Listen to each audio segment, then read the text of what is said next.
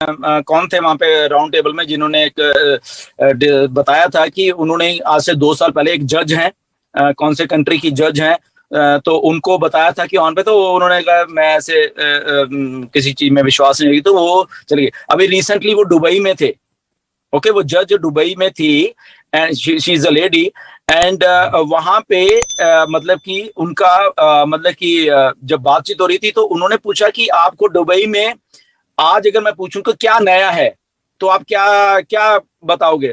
तो उन्होंने बोला कि यहाँ पे कुछ ओ पैसिव, कुछ ऑन तो नहीं बोला, शायद ओ पैसिव करके कुछ बहुत कुछ यहाँ पे, जिधर चले जाओ जिधर देख रहे हैं तो कुछ ऐसा यहाँ पे चल रहा है, बुर्ज खलीफा पे ऐसा कुछ चल रहा है।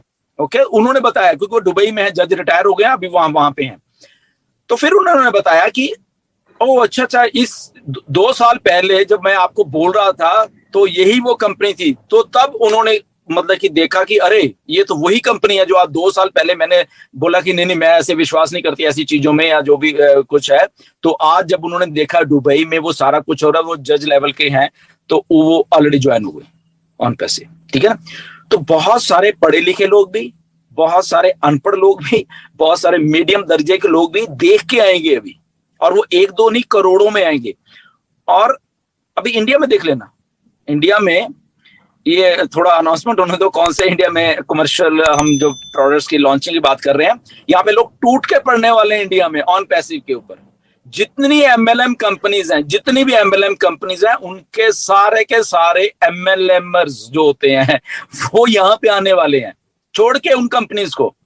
ओके, सो जब ऐश ने एक बहुत बार पहले बोला था कि we have solved multi level marketing, हमने मल्टी लेवल मार्केटिंग को सॉल्व कर दिया है, हमने रिक्रूटमेंट यहाँ पे नहीं करनी है, अगर आप अकेले भी आ जाओगे वो भी आप सफिशिएंट है। ओके, तो आप देखते रहना, इंडिया की मैं बात कर रहा हूँ, कितना कुछ यहाँ पे इतना बड़ा इंडिया में होने वाला है कि लोग छोड़ छोड़ के इधर आएंगे इंडिया में। थोड़ी अनाउंसमेंट होने दीजिए, अब देखते रहिए क्या होने वाला है। तो तब देखना आपको लोग आके बोलेंगे कि यार आपने तो बोला था, मैं मेरे दिमाग में पता नहीं क्या घुस गया था। तो मुझे आए हैं कॉल, बहुत सारे कॉल आए हैं दुबई की वीडियोस देख के, इंडिया में से कॉल आए हैं।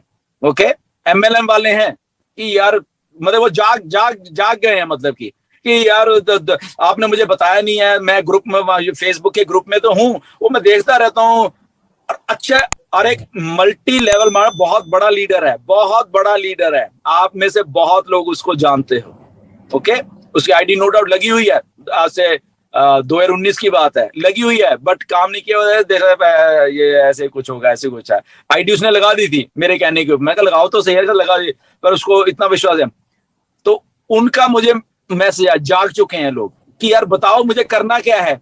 मैंने कहा 6-6.5 लाख हो गए हैं लोग। तब जब मैंने आपको बोला था इंडिया में मुश्किल से मुझे लग रहा है 100 लोग नहीं थे, जब आपकी आईडी लगी हुई है, जागो, अभी भी जाग जाओ। तो वो जाग गए हैं। तो ऐसे बड़े बड़े धुरंधर नाम आप सुनोगे कि जो जाग के, जब एड्स चल रही हैं, जब चीजें हो रही हैं, तो देख रहे हैं कि किसी कंपनी ने तो ऐसा नहीं किया। लोग समझदार हैं हमारे इंडिया के, कि अगर इतना बड़ा कुछ हो रहा है that means something is happening. करोड़ों रुपए खर्चे जा रहे हैं for something, let's see what's happening over here. मेरे दोस्त ने बताया था, मेरे फ्रेंड ने बताया था, किसी ने तो बताया था यार ये कंपनी है, मैंने समझा नहीं। बताइए, आपके पास लोग चल के आएंगे तो आने दो, कोई बात नहीं, आने जो भी आ रहा है आने दो। तो मल्टी लेवल मार्केटिंग सॉल्व्ड है यहाँ पे, बिल्कुल सॉल्व्ड है, क्योंकि ये बिल्कुल नहीं है।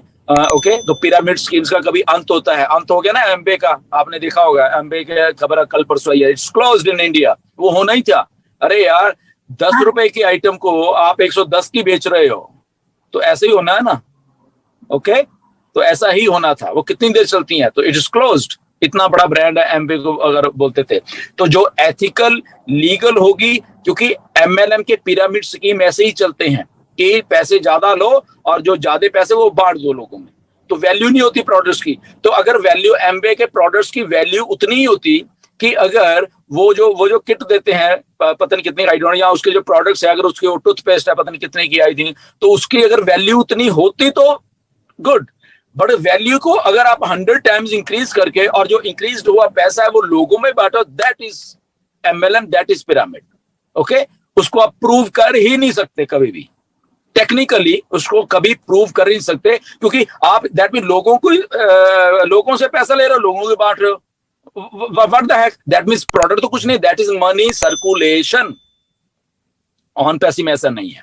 आपके $97 पड़े हुए हैं आज की डेट में, वो इसीलिए हम कहते हैं इतने एथिकल, इतने लॉजिकल हैं हम लोग। ओके, आप किसी भी टाइम उसको उन चीजों को थ्रू लीगल प्रोसेस के साथ प्रूव कर सकते हैं गवर्नमेंट्स को कि ये पड़े हैं फाउंडर्स के पास, इसका एक भी रुपया नहीं खर्चा गया। Okay, so that is a legal thing. इसलिए ऑन पैसी को जब बोला था इतनी लीगल, इसलिए है। क्यों इतना कॉन्फिडेंस है मिस्टर ऐश में? इसीलिए है कि एक एक चीज को पहले दिन से लीगल करके चला जा रहा है, और उस लीगैलिटी के कारण ही हमारे सामने बड़ी बड़ी गवर्नमेंट्स, बड़े बड़े इंस्टीट्यूशंस, बड़ी बड़ी चीजें हैं, वो हमें मानना शुरू कर चुकी हैं। तो इसीलिए हमें बुर्ज खलीफा, इसलिए हमें दुबई, इसलिए हमें और इंडिया में, इसलिए हमें सारे वर्ल्ड में उन चीजों को, लीगैलिटीज को माना जा रहा है basically. Yes, this is the ethical way to do the business.